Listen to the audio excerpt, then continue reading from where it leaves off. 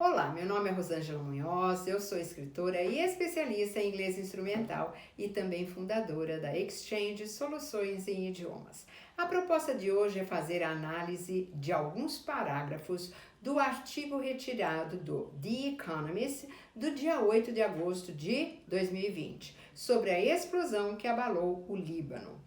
Este tipo de exercício é muito interessante, porque além de trabalhar o vocabulário e a estrutura do texto, você também tem a vantagem de praticar com um texto que poderá cair na sua prova de proficiência em inglês, já que é um texto super atual e as bancas gostam de usar esses textos, certo? Então aproveite. O título do texto é A Big Blast Should Lead to Big Change in Lebanon. Ok? Então, observe a palavra should. Should é um verbo modal que serve para fazer aconselhamentos, recomendações, coisas desse tipo. Aqui, ele claramente expressa uma recomendação. Blast nessa frase é um substantivo, quer dizer explosão, mas também existe o verbo to blast, que significa explodir. Então, uma possível tradução para essa manchete de jornal pode ser: uma grande explosão deve levar a uma grande mudança no Líbano.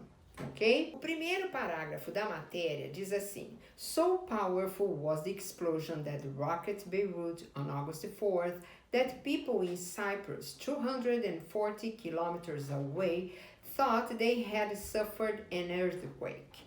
Scores of people died and thousands were injured in the blast, which left the port in ruins. Bom, vamos analisar a primeira parte da oração. So powerful was the explosion that rocked Beirut on August 4th. A palavra power significa poder, é um substantivo, e a palavra powerful é um adjetivo, significa poderoso. A palavra explosion é um cognato e também um sinônimo da palavra blast que nós vimos no título do texto. Em seguida nós temos rocket, este é o passado do verbo to rock, que é um verbo regular. Você lembra o que é um verbo regular? Os verbos regulares são aqueles que fazem o passado e o particípio passado, acrescentando-se o final ed. Então, o verbo to rock, no nosso contexto, está no sentido de abalar, ok?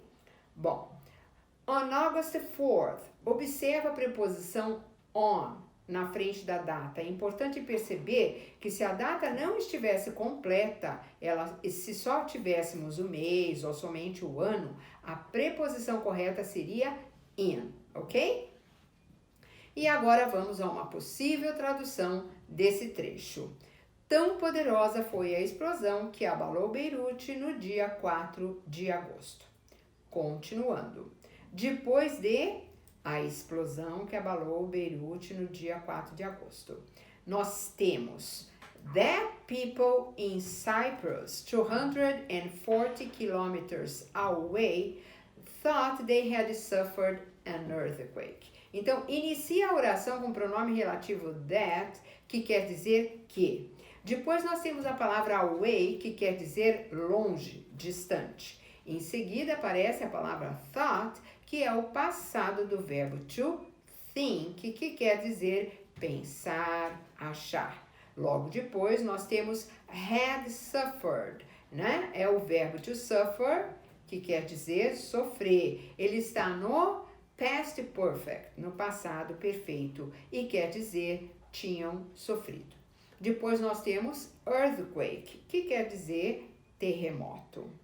E para finalizar, vamos dar uma possível tradução para esse trecho, que as pessoas em Cyprus, a 240 quilômetros de distância, pensaram que eles tinham sofrido um terremoto.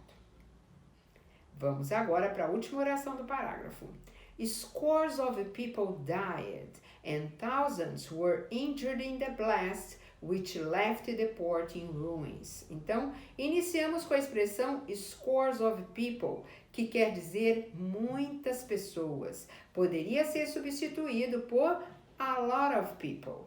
Lembrando que a palavra score também pode ser o verbo to score no sentido de marcar ponto, mas não no nosso contexto. Depois nós temos injured, do verbo to injure, ferir, machucar. Na nossa oração nós temos were injured, que está na voz passiva e quer dizer ficaram machucadas. Em seguida temos which, é o pronome relativo que. Esse pronome relativo está se referindo aqui a blast, explosão. A próxima palavra é left, é o passado do verbo to leave, que pode significar sair, deixar. Nesse contexto, quer dizer deixou. Agora vamos dar uma provável tradução para essa oração. Muitas pessoas morreram e milhares ficaram feridas na explosão que deixou o porto em ruínas. Vamos analisar o segundo parágrafo desse artigo. The Lebanese government says it was caused by 2,750 tons of ammonium nitrate, which can be used as fertilizer or as an explosive. This appears to have been confiscated years ago from an abandoned Russian-owned cargo ship heading to Mozambique. Customs officials proposed exporting the stuff, giving it to the army or selling it to an explosive company, but they needed the judiciary's approval. Their repeated requests were met with silence, so the material sat in a warehouse at the port. Então, vamos por partes. Na primeira oração do parágrafo, nós temos The Lebanese government says it was caused by 2,750 tons of ammonium nitrate, which can be used as fertilizers or as an explosive. Então, a primeira expressão que nós temos para analisar é it was caused by, que quer dizer foi causada por, está na voz passiva.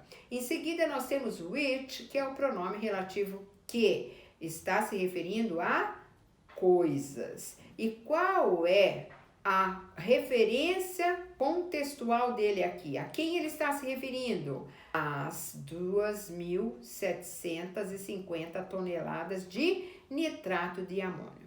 Continuando, depois nós temos o verbo modal can, que quer dizer pode, e está indicando uma possibilidade, pode ser usado. Em seguida temos as, aqui é uma preposição, ela também pode ser uma conjunção, significando como. Agora vamos dar uma possível tradução para esse trecho. O governo libanês diz que foi causado por 2.750 toneladas de nitrato de amônio, que pode ser usado como fertilizante ou como explosivo. Vamos dar uma olhada na segunda oração desse parágrafo. This appears to have been confiscated years ago from an abandoned Russian-owned cargo ship heading to Mozambique. Bom, iniciamos com appears, terceira pessoa do singular, do verbo to appear, que quer dizer parecer. Aqui, parece. Depois nós temos to have been confiscated. Também está na voz passiva e quer dizer ter sido confiscada. Em seguida temos Russian-owned, que quer dizer de propriedade russa. Lembrando que o verbo to own quer dizer possuir. Observe que as palavras abandon, Russian-owned e cargo estão dando uma qualidade para a palavra ship, então que quer dizer navio. A seguir aparece a palavra heading, do verbo to head, que quer dizer dirigir-se, ir em direção a, ok? Agora vamos dar uma possível tradução para esse trecho desse artigo. Parece ter sido confiscado anos atrás de um navio cargueiro russo abandonado que se dirigia para Moçambique. Continuando a análise do texto, vamos para a terceira oração do segundo parágrafo. Customs officials proposed exporting the stuff, giving it to the army, or selling it to an explosives company, but they needed the judiciary's approval. A oração inicia com customs officials, que quer dizer funcionários da alfândega. Customs, alfândega. Observe que os verbos seguem o verbo proposed. Estão todos terminando em ing, mas a tradução deles não é exportando, dando, vendendo, mas simplesmente exportar, dar, vender. O verbo to propose, no sentido de sugerir, exige o gerúndio dos verbos que vêm a seguir. Em seguida, nós temos a palavrinha stuff, no sentido de material, mas também significa coisa. Depois nós temos judiciary's approval, que quer dizer aprovação do judiciário. Nós temos aqui o apóstrofo US, indicando posse, genitive case. Para terminar essa oração, vamos dar uma possível tradução para esse trecho. Os funcionários da alfândega propuseram exportar o material, dar ao exército ou vendê-lo a uma empresa de explosivos, mas eles precisavam da aprovação do judiciário. Vamos analisar agora as duas últimas frases desse parágrafo. Their repeated requests were met with silence, so the material sat in the warehouse at the port. Então, essa frase inicia com o pronome possessivo their. A quem está se referindo esse pronome? Aos customs officials, que são os funcionários da alfândega. Depois nós temos were met. Met é o passado e o particípio passado do verbo to meet, né? Esse verbo, ele tem vários significados. Dentre esses significados, nós temos encontrar, alcançar, preencher, né? Porém, no nosso contexto, nós vamos traduzi-lo como receber. Então, were met, foram recebidos, está na voz passiva. Temos em seguida a palavra so, que quer dizer então, e é uma conjunção que indica consequência. Em seguida temos a palavrinha sat, que é o passado do verbo to sit. O verbo to sit, sat, ok? Ele quer dizer sentar e também ficar, permanecer em um lugar sem uso por um longo tempo. E é esse o significado na nossa frase. Depois nós temos a palavra warehouse, que quer dizer depósito. E finalizamos com a possível tradução deste trecho, que é: seus repetidos pedidos foram recebidos em silêncio, com silêncio. Então, o material ficou em um depósito no porto. Ok?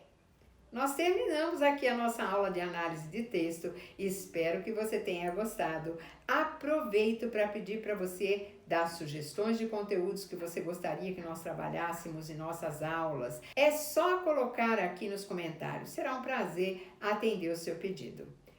Curte aí. Até mais!